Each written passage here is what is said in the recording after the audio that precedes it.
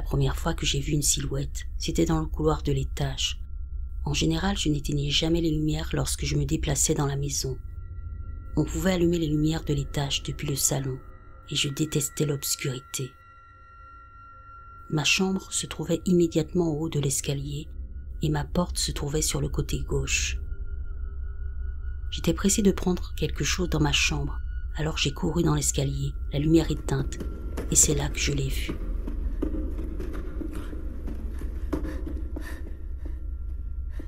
La silhouette d'un homme d'environ 1,80 m se tenait devant moi dans le couloir. C'était le début de la soirée, il faisait encore sombre, et je me souviens avoir pensé que mes yeux me jouaient des tours. Je l'ai fixé pendant quelques secondes, et j'ai senti la peur monter en moi. Lorsque je me suis ressaisi, je suis allé allumer une lumière. Il se tenait juste à côté de l'interrupteur du couloir, et je n'allais pas m'approcher de lui. Alors j'ai tendu mon bras à l'intérieur de ma chambre, et j'ai rapidement allumé la lumière. Il était parti. Je ne l'ai jamais revu. 2 autres personnes ont eu des observations précises dans la maison, Marc et ma mère. Ils ont aussi eu une expérience sonore bizarre ensemble. Marc a eu 2 observations. Comme je l'ai déjà dit, j'ai fait du théâtre à l'école secondaire, alors il m'arrivait de rentrer très tard dans la nuit. Marc, ma mère et Polly sont tous au lit dans la chambre principale, quand Marc dit à ma mère « Je ne savais pas que ta fille était déjà à la maison ». Ma mère le regarde d'un air confus et lui dit « Ben non, elle vient de quitter le cinéma, elle sera à la maison dans 30 minutes ». À ce moment-là, Marc est persuadé que je dois déjà être à la maison parce qu'il jure haut et fort qu'il vient de me voir dans le couloir devant la porte de la chambre, presque comme si je m'étais penchée et que j'avais juste fait apparaître ma tête et une partie de mon corps à l'intérieur de la pièce. Il est tellement convaincu de m'avoir vu qu'il m'appelle et que je confirme que je ne suis pas à la maison, mais sur le chemin du retour. Quand j'arrive à la maison, Marc pense que nous nous moquons de lui et que j'étais là pendant tout ce temps. Il me place dans l'embrasure de leur porte pour reconstituer ce qu'il a vu, puis il dit « Non, ce n'était certainement pas toi. Tu n'es pas assez grande. Ce que j'ai vu occupait toute l'embrasure de la porte. » Voici sa deuxième observation. Nous avions un de ces greniers à l'ancienne, où on tire sur la ficelle et l'échelle tombe du plafond, puis on grimpe et on soulève la lourde porte du haut pour entrer. Nous gardions les décorations de vacances dans le grenier. Marc raconte que lorsqu'il a ouvert le grenier, il a vu une grande silhouette sombre se dérober à sa vue derrière une pile de cartons. Effrayé, il a fermé la porte du grenier et a descendu les décorations une autre fois. Maintenant, les observations de ma mère. Elle s'en tient toujours à la même histoire, et ça me pousse à la croire, mais aussi à me demander quel genre de mère elle est. Vous vous souvenez que je vous ai dit que personne ne dormait? Eh bien, ma mère se réveillait régulièrement à la même heure chaque nuit. C'est devenu une tradition. Elle descendait prendre un verre de jus de fruits, puis remontait se coucher pour prendre des nouvelles de nous. Nous dormions tous avec la porte ouverte, alors elle jetait un coup d'œil à l'intérieur. On montait les escaliers, ma chambre était immédiatement en haut sur le côté gauche, la salle de bain en face de ma chambre sur le côté droit, la chambre de ma mère au bout du couloir sur le côté gauche, la chambre de Polly au bout du couloir sur le côté droit. Ma mère affirme qu'elle s'est réveillée au milieu de la nuit, qu'elle a allumé la lumière du couloir et qu'elle s'est dirigée vers les escaliers pour prendre son jus de fruits. Nous avons dû installer une barrière pour bébé à cause de la nouvelle habitude de Polly de faire du somnambulisme. Elle a dû s'arrêter avant l'escalier pour l'ouvrir. Au moment où elle a atteint le haut des marches, quelque chose attire son attention du coin de l'œil. Elle a vu une grande silhouette noire dans ma chambre, debout au bout de mon lit, face à moi. Elle est restée là un moment, l'a regardée et s'est dit « Non, je suis à moitié réveillée en plein délire. Ce n'est pas réel. » Elle descendit et prit le jus d'orange, et en remontant, elle dit qu'elle atteignit le palier et vit clairement la silhouette noire sortir de ma chambre, traverser le couloir et entrer dans la chambre de ma sœur. Elle dit que ça l'a tellement effrayée qu'elle a immédiatement couru dans sa chambre et s'est remise au lit. À peu près à la même époque, ma sœur est tombée gravement malade et il était difficile de dormir avec elle. Elle se tournait et se retournait, elle était brûlante. Ma mère et Marc étaient au lit et regardaient la télévision avec le chien. Polly avait été mise dans sa chambre pour la première fois depuis très longtemps pour voir si nous pouvions l'y faire dormir. Marc et ma mère affirment qu'alors qu'ils étaient assis là, ils ont très clairement entendu « Où est-elle » à voix haute. Ils se sont regardés et ont commencé à paniquer. Ma mère a demandé à Marc « Tu as entendu ça ?» Marc répond « Oui, quelqu'un a dit où est-elle ?» Ils paniquent tous les deux et courent dans la chambre de ma sœur, l'attrapent et la remettent au lit avec eux.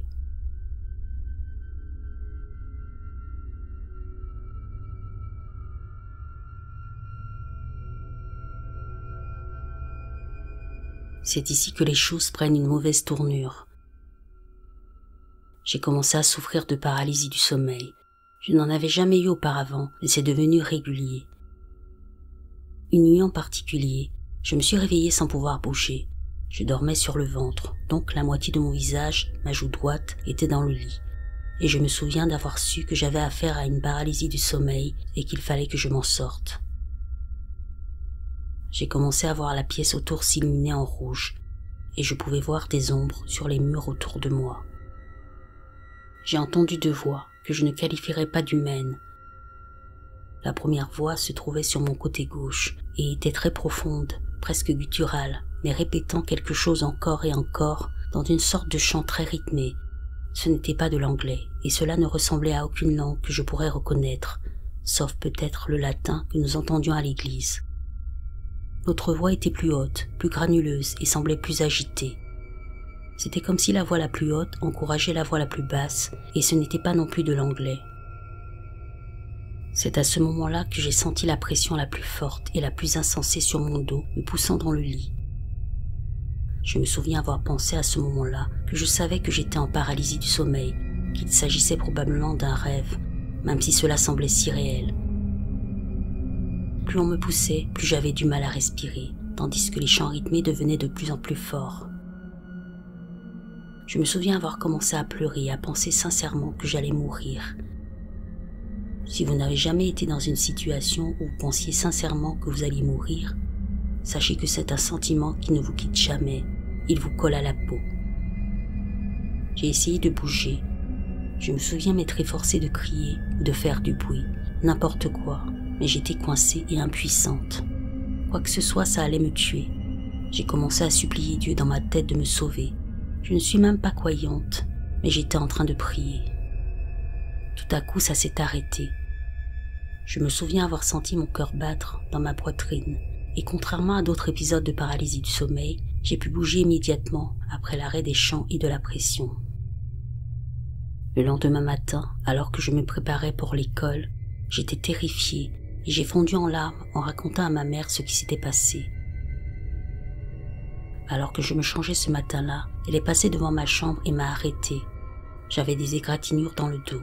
Pas des égratignures profondes et pas de saignement, mais des égratignures rouges tout le long de mon dos.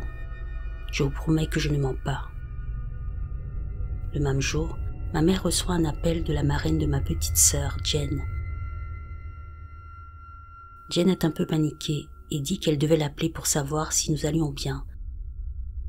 Ma mère veut savoir pourquoi elle demande ça, et Jen lui raconte que la veille, elle s'est réveillée au milieu de la nuit et a vu une grande silhouette sombre qui se tenait au bout de son lit.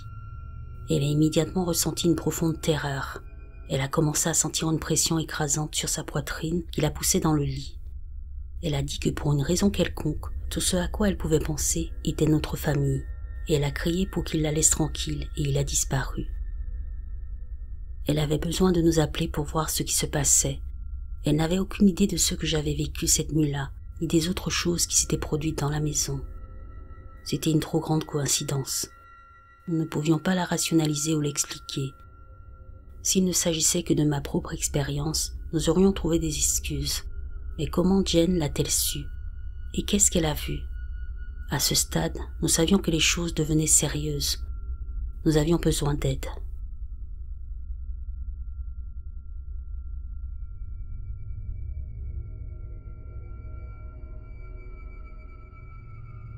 Ma mère avait des amis qui se considéraient comme des chasseurs de fantômes amateurs. Lorsqu'ils ont entendu parler des choses qui se passaient dans la maison, ils n'ont pas hésité à lui demander pour venir enquêter. Ils ont installé des caméras, des enregistreurs et toutes sortes de matériel. Nous avons tous dû partir pendant un week-end, puis ils ont fait écouter les enregistrements à ma mère et Marc, ainsi qu'à mes grands-parents. Mon grand-père est un grand vétéran de la guerre, un homme pragmatique. Il a dit que les enregistrements lui donnaient des frissons et qu'il n'aimait pas venir chez nous parce qu'il s'y sentait bizarre. La pièce la plus active était la chambre de Polly. À ce moment-là, c'était une glacière. Toutes les croix de la maison ont été placées là-bas. Nous avions même un rosaire béni par le pape. Nous n'étions pas très religieux, mais vivre une telle expérience vous fait faire des choses folles. Dans la chambre de Polly, ils ont entendu une voix de femme fredonner sur l'enregistrement. Ils ont surpris quelque chose en train de déplacer l'enregistreur et ont entendu une voix masculine dire « Qu'est-ce que c'est ?» en déplaçant l'enregistreur.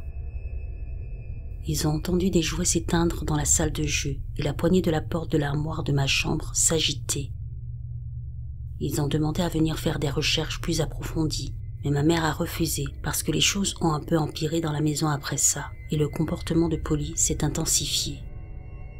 Nous savions que nous avions besoin d'une autre forme d'aide. Nous avons d'abord fait appel à une femme de notre famille, Tina, qui était très impliquée dans son église. Tina est venue pour la première fois et s'est immédiatement arrêtée en franchissant la porte.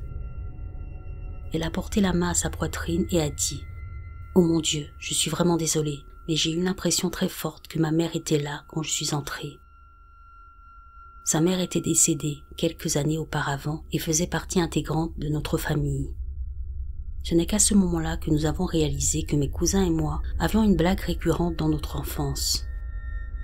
Nous avions tous une amie imaginaire nommée Madame Tutut qui vivait avec sa fille et dont elle était chargée de s'occuper. Le comportement de Polly continuait à empirer et commença à nous inquiéter. En entrant, Tina nous a demandé si cela nous dérangeait qu'elle fasse une petite prière pour Polly. Polly était endormie sur le canapé.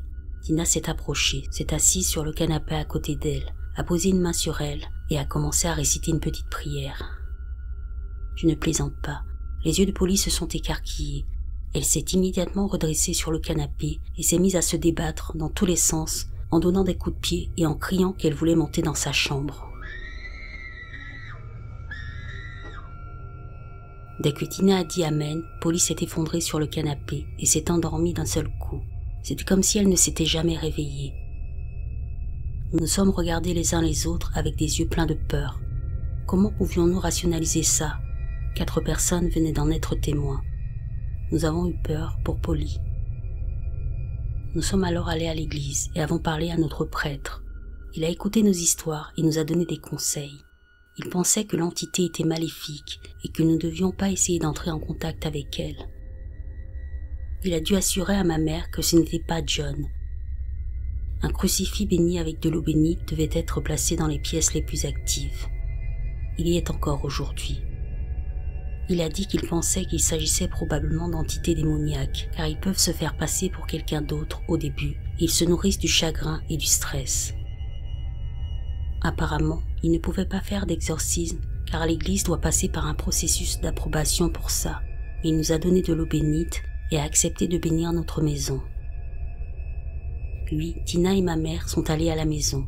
Ils ont procédé à la bénédiction pièce par pièce. Une fois terminé, ils sont tous sortis dans l'allée. Le prêtre est parti et ma mère a allumé une cigarette pour fumer avec Tina. C'est à ce moment-là qu'elles ont affirmé qu'un chien noir est sorti lentement de derrière notre garage et s'est approché d'elle. Elles ont dit qu'il avait l'air méchant. Il s'est approché d'elle en grognant.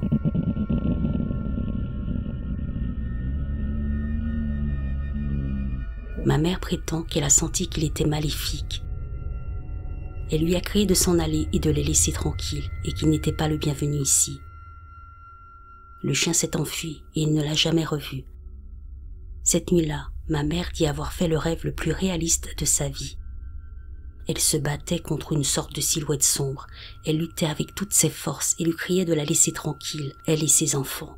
Puis elle s'est réveillée complètement épuisée et couverte de sueur, comme si elle était en train de se battre réellement contre quelqu'un.